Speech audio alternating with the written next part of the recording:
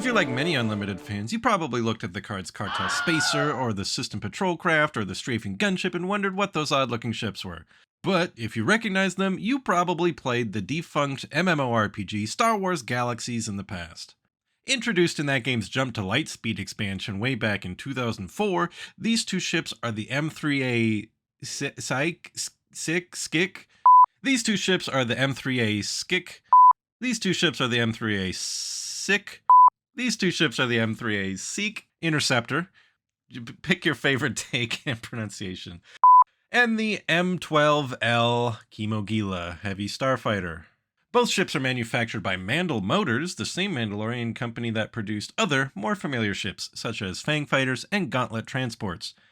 And while those ships were used primarily by Mandalorians themselves, the Seek and the Kimogila were favorites of the Hutt cartels and mercenaries. The Seek was a small, fast, and cheap one-person fighter named after the Seek lizard of Tatooine.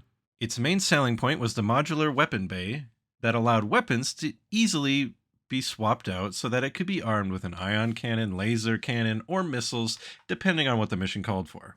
The Kimogila, on the other hand, was a larger, more heavily armored ship that had multiple gun emplacements, as well as the ability to carry torpedoes should the need arise. It also came with an astromech port, unlike the Seek. However, all of these features did lead to the ship being significantly slower and less maneuverable than its sibling.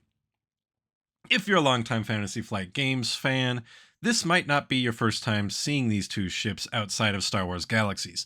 They both appeared as expansions for X-Wing miniatures, and in the role-playing game expansion, Starships and Speeders. Clearly someone at Fantasy Flight is still holding a torch for Star Wars Galaxies.